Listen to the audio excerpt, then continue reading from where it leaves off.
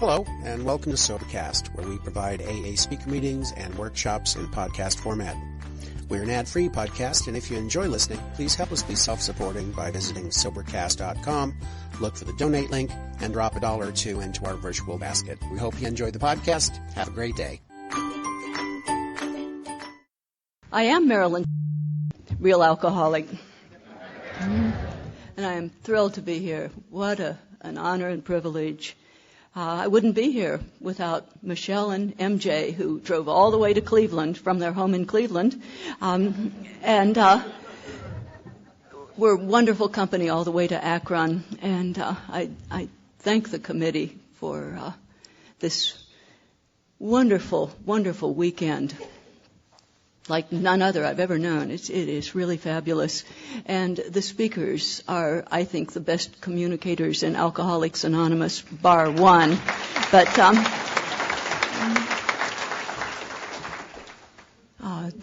this is just a wonderful commemorative of Dr. Bob and the beginning of our fellowship to which we owe our lives. There in the beginning, I've loved to hear the story, to see the wonderful pictures that Lee, our great taper, has put up. And was thinking about this experience of Bill in the hospital in connection with the steps this morning, 10 and 11. Sometimes people call those the maintenance steps. After we get through step 9, then we can practice 10, 11, 12 forever. And they include the first 9 steps, of course, because we continue to take inventory to clean up what needs to be cleaned up, seek through prayer and meditation to improve our conscious contact with God, and then the big step 12, which includes all the steps and working with others. And so I'm going to talk about 10 and 11 this morning, where we continue to take personal inventory, and when we're wrong, promptly admit it. And we seek through prayer and meditation to improve our conscious contact with God as we understand God. And we're asked to pray only for knowledge of His will for us and the power to carry that out. In the beginning, not Genesis, but in the beginning of Alcoholics Anonymous,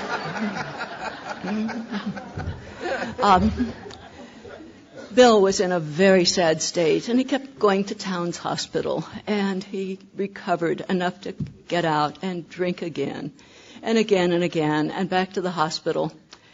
And when he reached such a desperate point, when he was in such despair,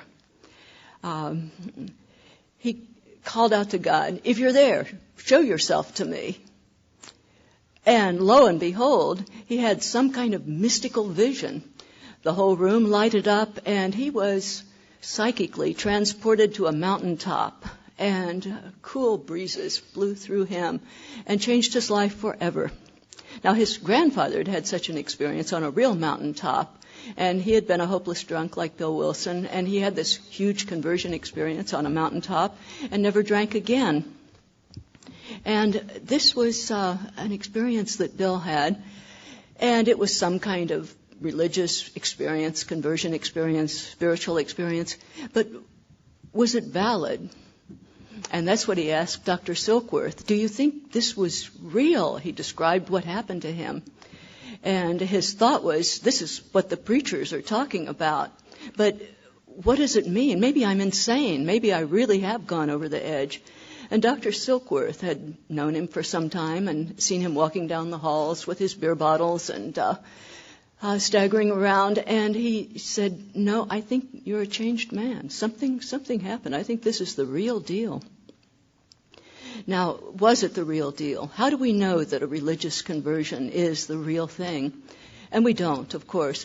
But people who have profound experiences like that often turn 180 degrees. Something miraculous happens in their lives, and their lives are changed. And so we can tell by the fruits we will know them. And Bill never had a drink again after that experience.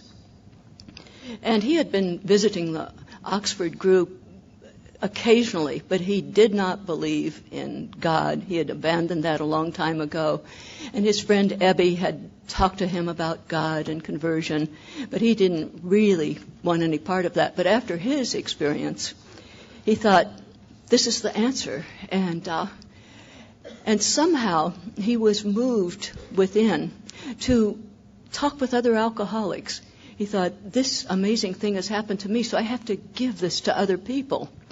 And it just was not having such a big effect. And Dr. Silkworth himself said, maybe you better play down the religious part. Remember how, before your experience, you just could not, you weren't terribly receptive to that. So why don't you just talk about yourself and what happened to you, that you used to drink a lot and now you don't drink anymore. And he began to think about that. So he was primed by the time on the Mother's Day weekend that he went to see Dr. Bob, that he had, in his own mind, come to know that he needed Dr. Bob as much as Dr. Bob needed him.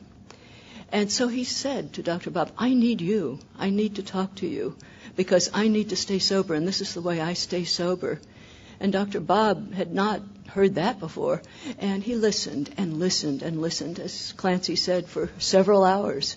4 hours? 4 hours. And Bill told his own story over and over again, and Dr. Bob was surprised. I'd never had anybody talk to me like that before. And that was the beginning of Alcoholics Anonymous, June 10th, Mother's Day weekend. And no, it wasn't. No, I'm sorry. Because Dr. Bob had to drink again. And then his last drink was June 10th in 1935. But that was the real beginning when he listened to Dr. Bill. And this is what happened to me. I was an atheist. I'd studied science. And I knew that science could answer all the questions we ever have about the universe. And it was elegant and it was beautiful. And that was my higher power. And I loved it. And yet there was something deep inside of me that was causing so much psychic pain, and I didn't know what it was.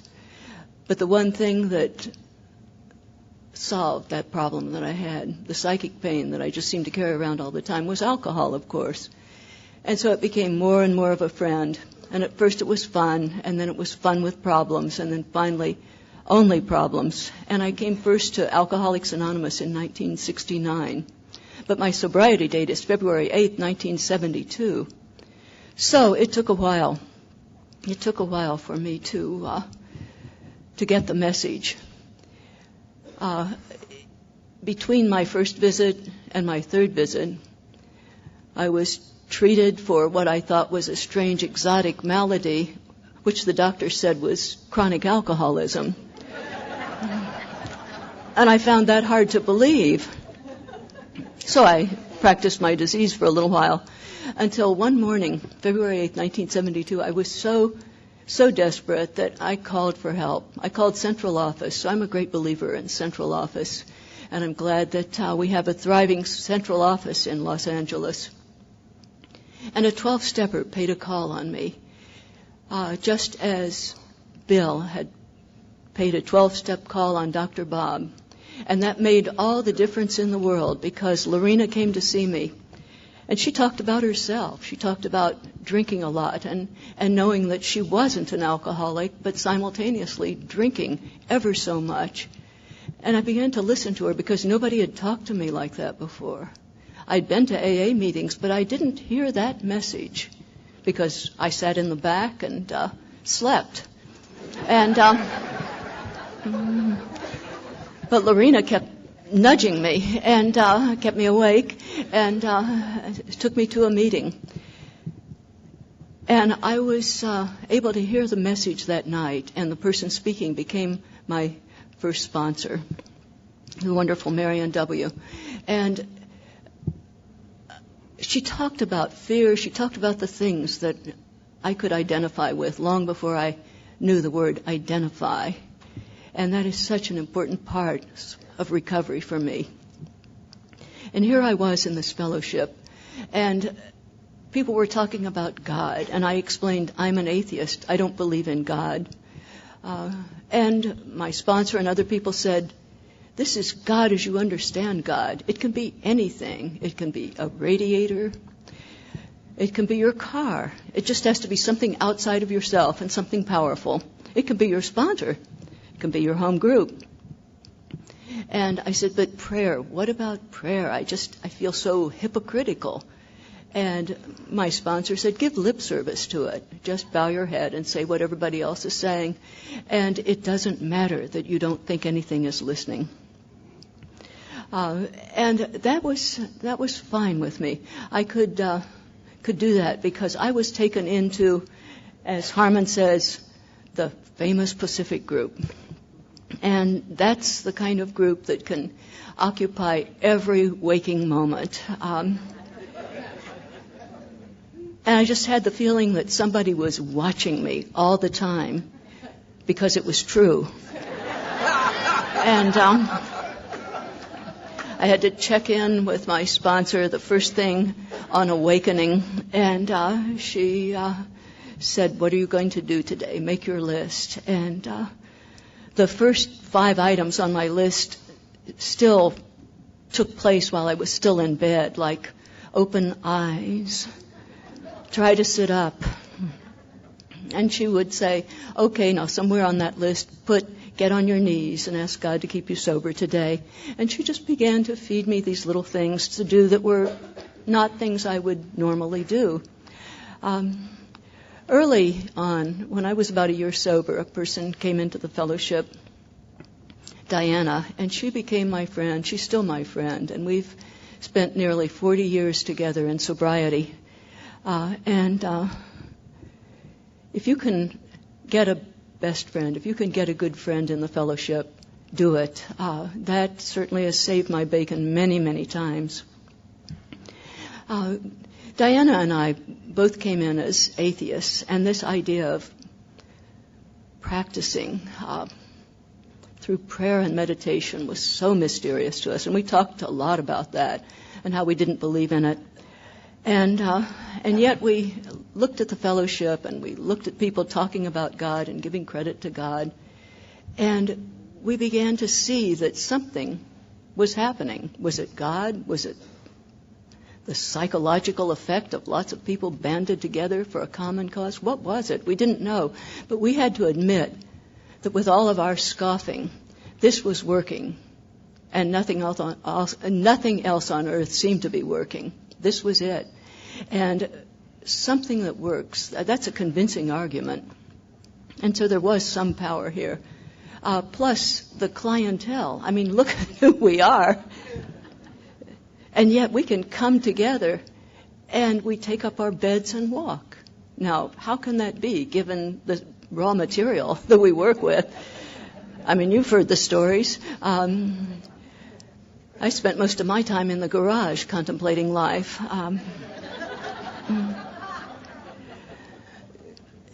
So there was something here. And this is God as we understand God.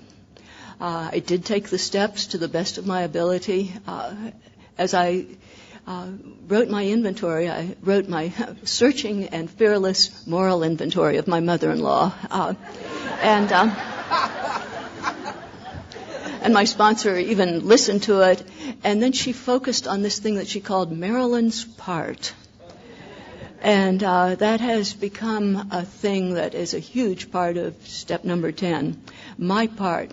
I have to accept that anytime I feel bad, anytime that my heart aches, anytime that I'm in psychological trouble, there is something wrong with me. It's not them. It's not circumstances. It's something inside of me that somehow I have not accepted this, somehow I have not stepped up to the plate and taken my proper role. There is something in me that is not quite right. And that is the little indicator that something has to change through steps 6 and 7.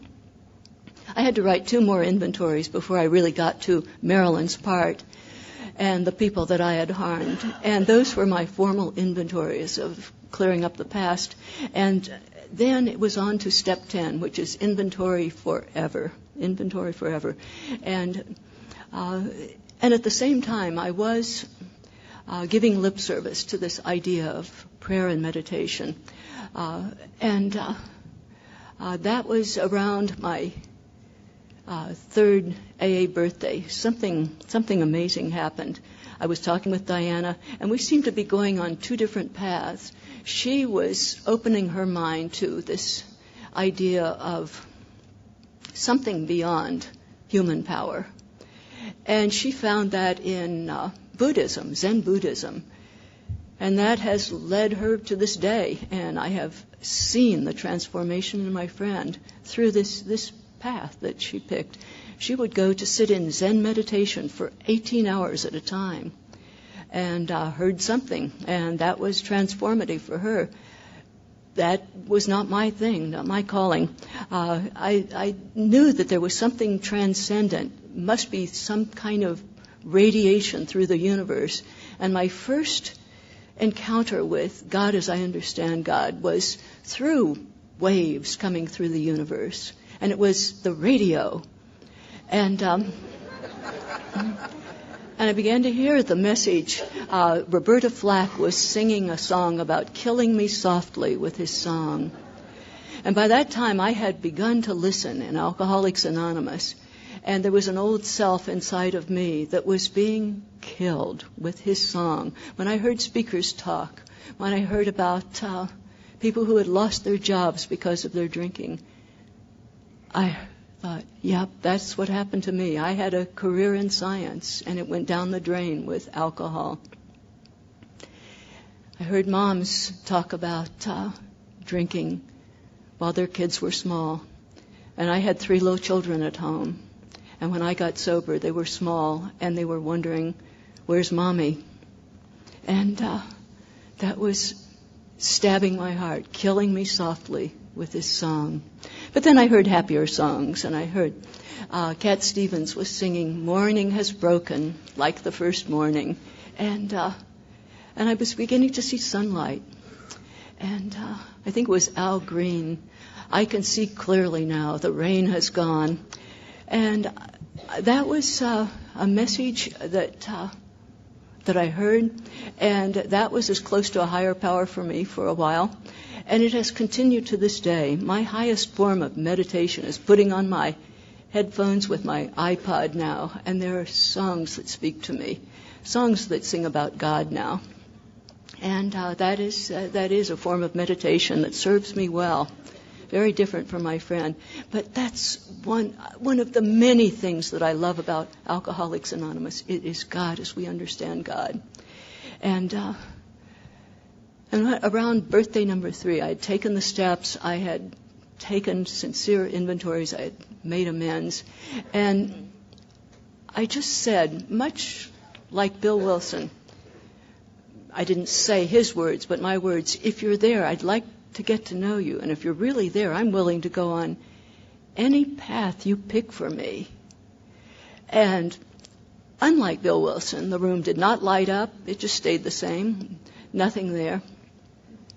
But my heart beat fast because I thought to myself, I have signed a huge contract.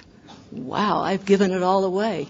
Now, many years later, I came to understand how ridiculous that thought was, that this prayer said I had already given it all away. In other words, I couldn't make such a prayer in my mind.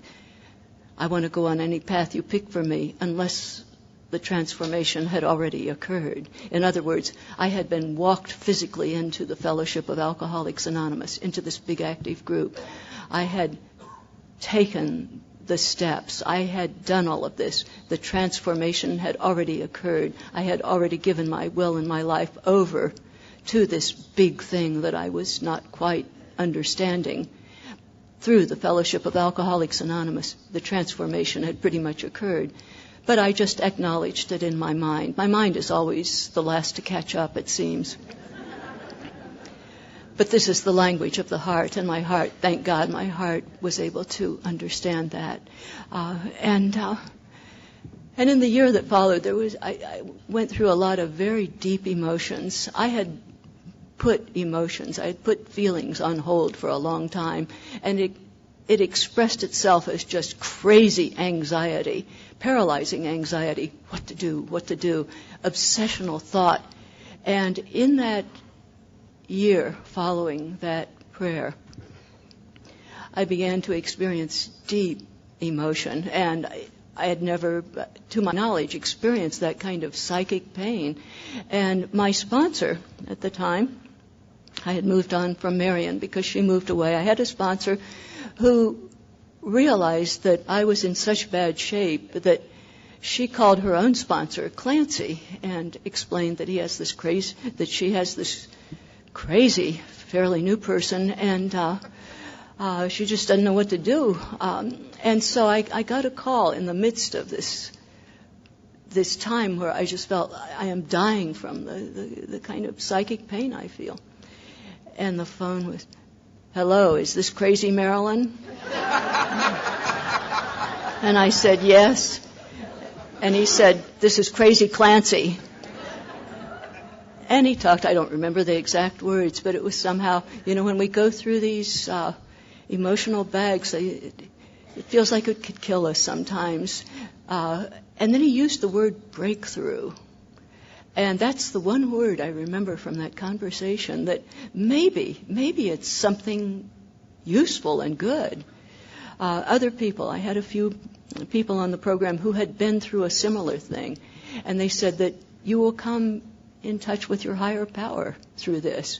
Just hang on. And that's when I really began to pray, hoping against hope that something was there. Hold on to me. Don't let go of me were my two prayers through this very difficult time.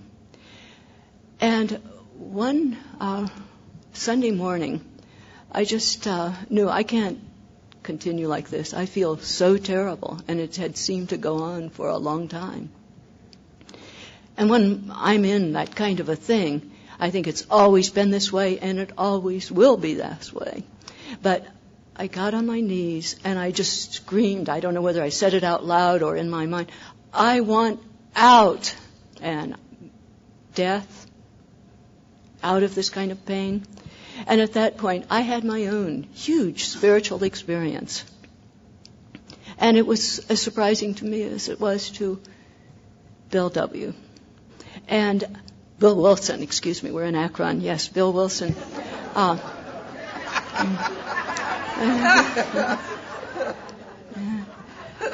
And I was overwhelmed. It was just a thing that I hadn't imagined was there. I later told old-timers about it, and they just smiled and nodded, having had a spiritual awakening as the result of these steps. But mine was of the sudden variety, so it was pretty much of a thrill. And it set the course of my life after that, because I always had that to hold on to. I have touched the ephemeral. I have touched the infinite. And it was as if God just put a fingerprint right on my brain. You see, I am there. I'm there for you. Don't worry. I was called into... just to give you a sample of how bizarre this was, I first asked, "Are you who I think you are?" And it said, "Yes." And I asked a question. I said, "Now that I know you're there, should I read all the holy books about you?" And there were great peals of laughter. Now, why I think that's authentic is that if I could have found God in a book, I would have, because I liked books. But that's not where it came into my consciousness, into my heart. And so I held on to that. But I did read books after that, because I like books. And an author that came into my life was Thomas Merton. There's a little meditation that is handed around the fellowship. I have no idea where I'm going. I do not see the road ahead. It addresses God's will. And it says, what is God's will? And the meditation says that we can probably never know that. And Thomas Merton was a monk who spent all the time in contemplation, and he didn't know God's will, but he said that if the desire to please God is uppermost in my mind, then I'll be led along the right path, even though I know nothing about it at the time.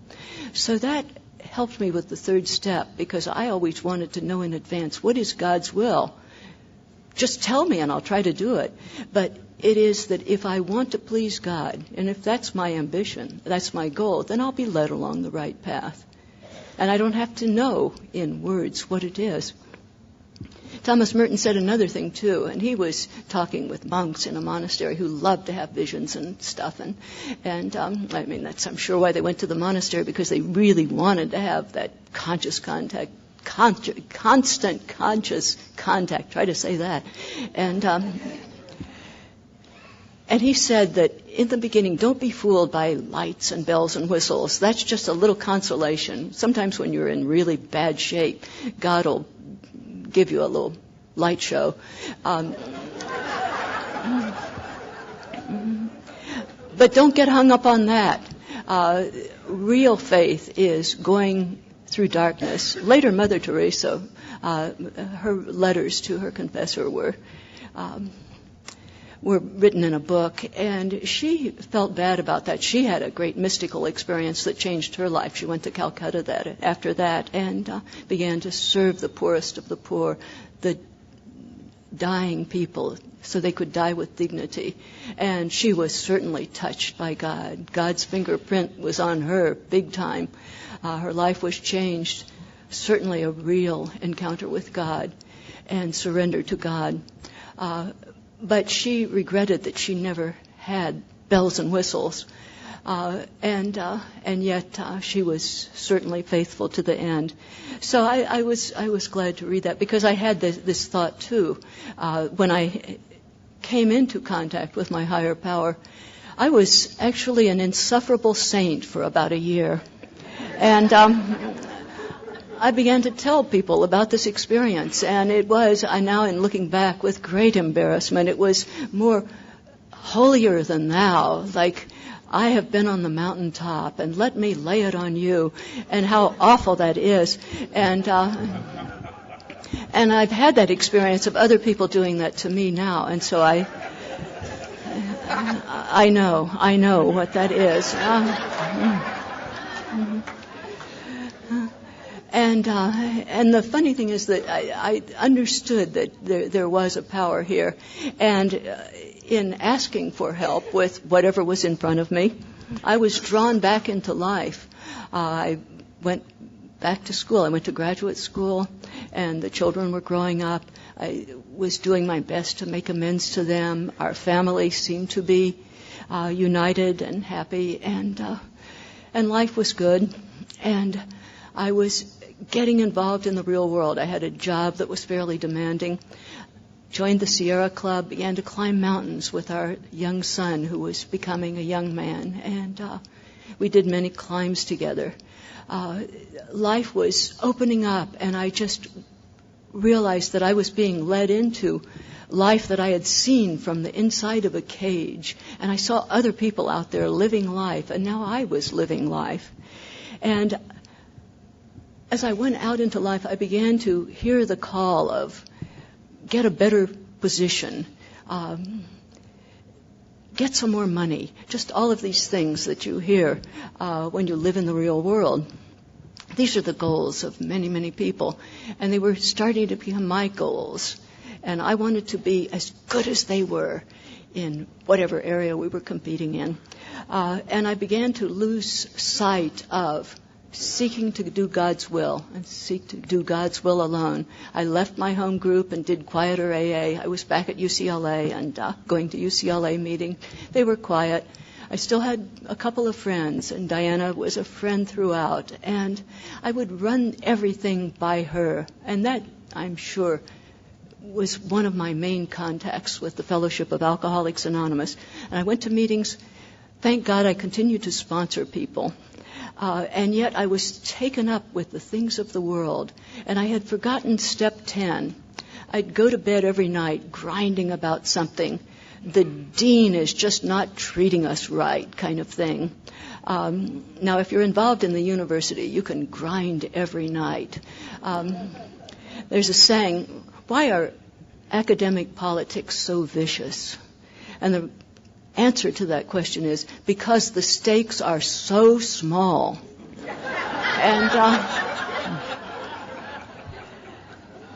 And I had forgotten this basic principle, one of the basic principles of Alcoholics Anonymous, that when I am feeling bad and troubled and obsessed and thinking about problems, my problems, and I have to solve them, and they cause me pain, and they're causing me pain, and the institution is all wrong. When I have those thoughts, that's 10th step time. That is time for me to review the day and to know where I am hurting. What in me causes me to feel bad? Somebody else got the promotion and I didn't? Well, that's pride, that's envy. I could identify all kinds of character defects, but I wasn't doing that. I was just living out there in the world, still sponsoring people, still going to meetings, staying sober, but half measures because I was not honoring that 10th step. If you're old like I am, you probably remember refrigerators in the old days. And every now and then you'd have to open it up and get pans of water and turn the electricity off and defrost the freezing part. And I'd like to build up the ice maybe 2 or 3 inches thick so it just looked real pretty in there. But then you couldn't put in the frozen peas, so I'd have to defrost it. And so I've come to see the 10th step as kind of a de-icing process, the defrosting, because that icy buildup continues to accumulate just because I live in the world and I am subject to all of my character defects, and they begin to rise again when I get challenged by things of the world. It's also like cars. I was born in Ohio, and so I know ice and snow. I live in California now, so we don't get to see that. But and then I lived in Chicago, where there's really ice and snow. And to drive a car, you'd have to go out and de-ice it. You'd have little scrapers, and you click away at the ice, and so that light will come through the window, sunlight of the spirit, through the soul, to the soul, through this de-icing process. And I was neglecting that.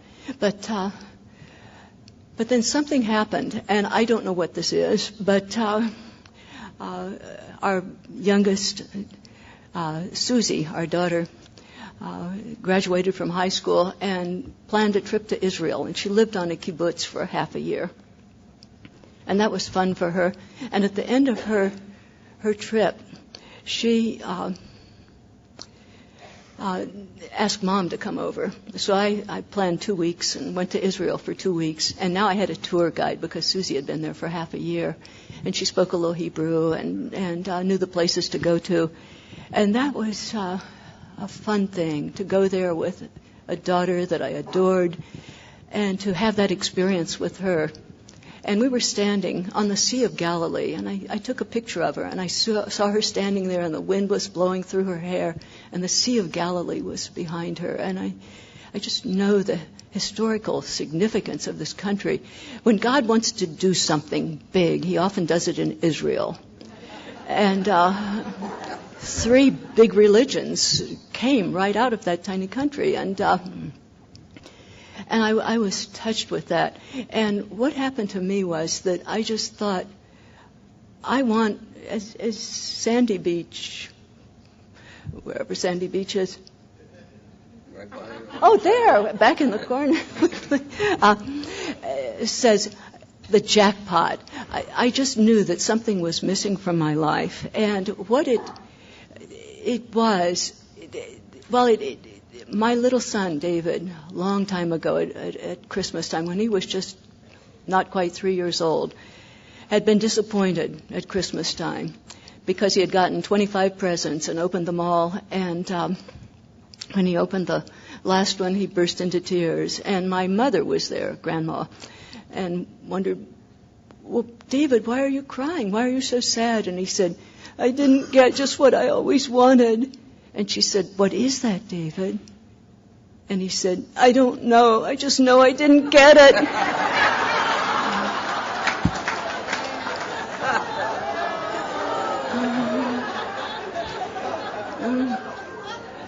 And that was where I was that day in Israel. I'm here, and this is fantastic.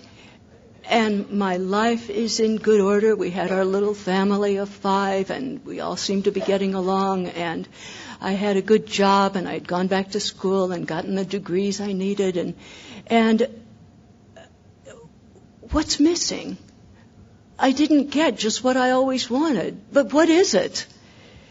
And I didn't know, but I had a longing for the jackpot. And because of Alcoholics Anonymous, because of this, I knew it had to do with service. I knew it had to do with further commitment. And at first, since I had been reading Mother Teresa, Calcutta, maybe I should go to Calcutta, but people quickly said that's probably not your purpose. But just look around you. Look where you are right now in Alcoholics Anonymous. And that's one thing about our fellowship. We can always step up our activity. There is always something to be done. Weekends like this to plan, where a huge amount of work goes into it. My home group now. What I did, I went back to the Pacific group, my birthplace. My childhood in Alcoholics Anonymous was spent there. And I had been telling my sponsees all along, this is what we did in the beginning. I was in this big active group, and we were just all in different classes. I'm class of 72 because that's my year when I got sober. And I realized I'm telling them that this is what I did. Why am I not doing it now? This is the AA that I loved, the AA that I thrived on. And so I went back to the Pacific group when I was 18 years sober, and Clancy became my sponsor. And he sets an example that I can't even live up to in my mind. He is traveling all the time, carrying the message of Alcoholics Anonymous, demonstrating that somehow if you have the fingerprint of God on your brain, you can do something way beyond human power. And I respect that, and I love to have that kind of example constantly in front of me. And it has served me well. I went back into the group, and my goals, my ambitions became something entirely different. They became much, much simpler. I have, through, I think, just surrendering again to this kind of very active AA, ended up sponsoring lots more women. And I can't hear my own defects so much. They seem like real problems that deserve serious thought. But when I hear them in others, I realize how ridiculous that is, for you to grind down your energy on something that you can't solve. And then I have to take a 10th step on being perturbed about the people I sponsor. And release them to their own pain until they come around by sponsoring other people and hearing it in them.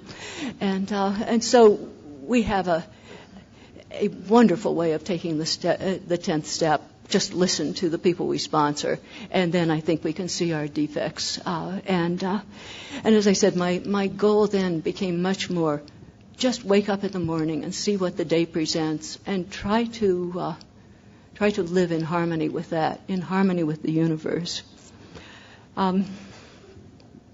My friendship with Diana continued, and she continued to sit in Zen meditation, and I continued to ride my bicycle and listen to music and just say thank you, and I'm grateful.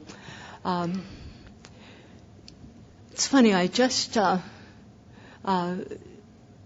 a couple of strange thoughts along the way, that I'd go to meetings and I'd listen to people, and I just came to understand that my life was so blessed because I did not have the kinds of problems that other people have talked about. We've never suffered a huge financial disaster where we had to move out of our house. We've lived in the same house since 1963. That's kind of unusual.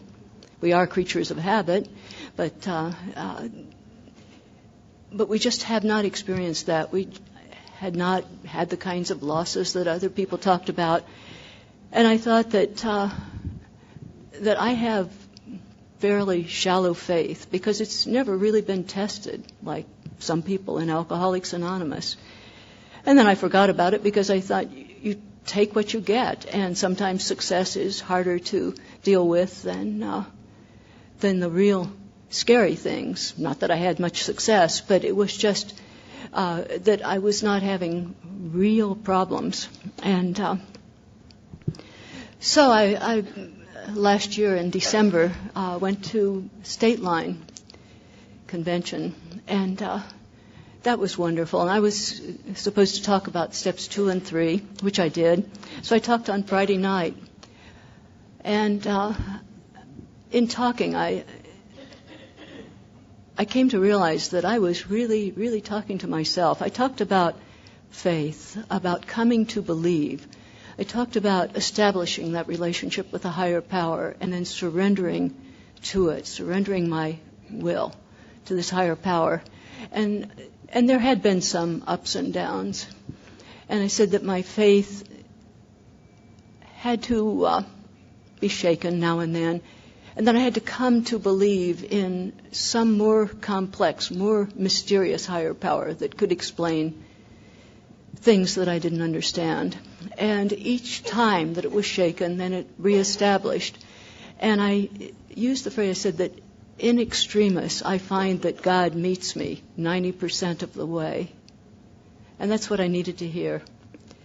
And after I left the podium, I noticed there were some frantic messages on my cell phone. And our son had married a year and a half before, and his young wife had called and said, "We can't find David." And I began to call other members in the family. And I followed from Las Vegas what was going on in Los Angeles. They found that somehow David's car was in front of his workplace. And the light was on in his office. And Erin, his young wife, was throwing rocks against the window, and that attracted the police. And she told them, and they finally found somebody that had a key and went in. And I was on the phone with Erin, and because we were all calling one another, and I said, "Erin, what is happening now?" And she said, "The police went into his office. Oh, they're coming out now." And I heard the police officer say, "I'm sorry, he's passed away." He's 42 years old. He's a mountain climber. He's an elite athlete. What does that mean? And I heard her screaming, and she handed the phone to a coworker, and I said, "What is happening? What is happening?" And nobody knew. The police wouldn't say anything. It turned out that he had taken his own life that night in his office. And I called my husband, who was there at home alone. And the first person on the program I talked to was Clancy. I called his room at midnight and woke him up. And he was a little bit gruff, and then he heard what had happened. And because of my state of mind, I don't remember the words he said. But what I remember is that I got strength for the next thing, which was to drive home that night across the desert. And I kind of packed up and got in the car. And about 1 o'clock in the morning, I started driving the 7 hours to Los Angeles. And I thought, okay, here I am in this strange situation that I thought would never, ever happen to me. I'd heard about things like that, but I knew that was something that I could never survive. And yet here I was, driving home. And I had one CD to listen to in the car, an AA CD. And it turned out that it was one that I had gotten at the Pacific Group. Sandy Beach had come to talk at our meeting. And he had lost his 2 daughters the year before to death. And I had seen this man come and talk, and I could see that he was okay. He was okay. But more important, he said at our meeting, he said, "Now, if any of you find yourself in that kind of situation, I'm going to tell you precisely what I did." And he said that when you get news like that, you have some time to react. You have some time to react. And in that moment, you go out to God and you say, "I'm not going to leave you. I'm not going to abandon you. And I don't want you to abandon me." And you reestablish that contract with God. Make that strong. And you just do that and say to God, "I want you to be the most important thing in my life." And then Sandy said, and then when you begin to react, guess who comes back with you? So I played that 10 or 15 minutes over and over, and then I turned it off, and then I practiced it. And then I played it again, and I practiced it. And that was my company for several hours on that drive home. And then that was California by that time, and it was 3 or 4 o'clock in the morning, and I knew that my friend Diana was waking up in New York because that's Eastern time. And so I gave her a call, and she was there, and she answered the phone, and I told her what had happened. And it took her about a half an hour to get her mind around it because she knew David, our son. She knew him as a young man. She knew how he seemed to be a happy person, successful by world standards, trying to get her mind around it. And once she understood, she said, now I'm just going to talk to you. And she talked to me for about 4 hours for the rest of the trip. We stayed on the phone. My cell phone somehow stayed charged, and we drove into Los Angeles, and we talked about the 40-year friendship, of all the things we had done together. We even talked about pornography. Now, I don't know how that came up,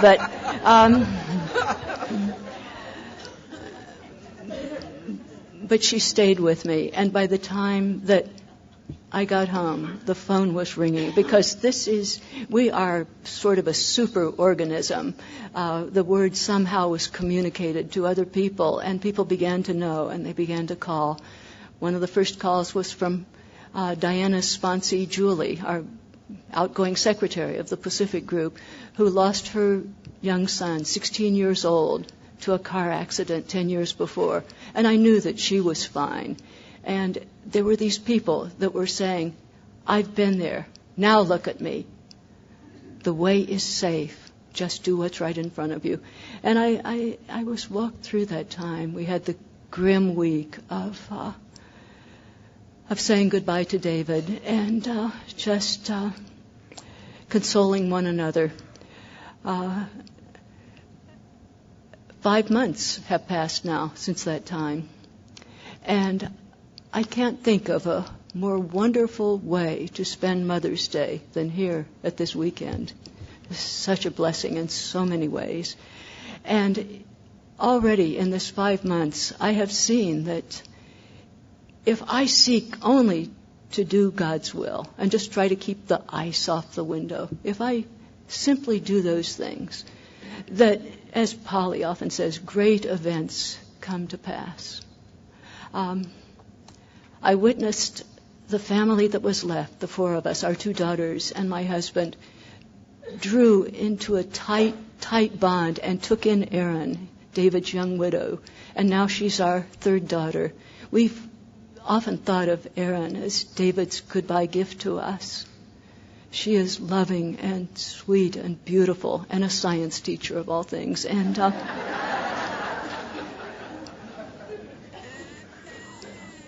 And she misses David terribly. And Bill, my husband, was so proud of his son. David had become a scientist, and he loved him so. But now he has taken in Erin, and she comes up every weekend. And she used to sit down with David, and they would work out science projects for the kids. And now she comes up to our house, and my husband, Bill, who is a scientist, we're all scientists, sits down with Erin and helps her with her science projects. And they have this sweet relationship. Her family is sort of scattered, and she now has a dad that fits that kind of special need for her, to help with science projects and to say, we're all in this together. Thank you for being here. And that has given new meaning to Bill, where he is needed. He used to sit and talk about science with David. Now he can do that with Erin. Our 2 daughters have produced all these little grandchildren, many of them, and 5 little boys, and finally a little girl came along. And in that first month, we pretty much stayed together. We just moved from house to house, taking care of one another. And I can see that before we were all kind of cold scientists, and we're not afraid now to do as we do in Alcoholics Anonymous, hug one another and say, I love you. Bill never said things like that to me, and now he says that all the time. I love you, little old honey. And and I say, and I love you too, big old sweetie. And who would have thought? And another thing happened too. I was at my home group, and a person that is new on the program came up, and she said, I was in such despair, and I couldn't stop drinking, and I knew that AA just didn't work for me, and I knew the only way out was to jump out of my off my patio in a high building where she lived. And I knew I would go head first, and that would be the end. And she had written her will, and she had taken care of details. And she said that she was going to do it that day. And she was at work, and somebody that I sponsor talked with her and told her the story of David and how it had broken the heart of his family and how sad we all were. And she had second thoughts. And she thought, some people would be disappointed. I'm not thinking of them. And she went home and tore up her note and got sober in Alcoholics Anonymous. And she was reading chapter 5 at our meeting not too long ago. And she's another person. She had that experience that turned her around, and she has been transformed. So I already see that good things are happening from this unthinkable event. Nothing that I would ever have wished for. I would have given my life 100 times over for David. Of course I would. But I have learned, if these 40 years have taught me anything, it's not to fight reality. It is to go peacefully and cooperate with it. And if I do that, great events do come to pass. Thank you.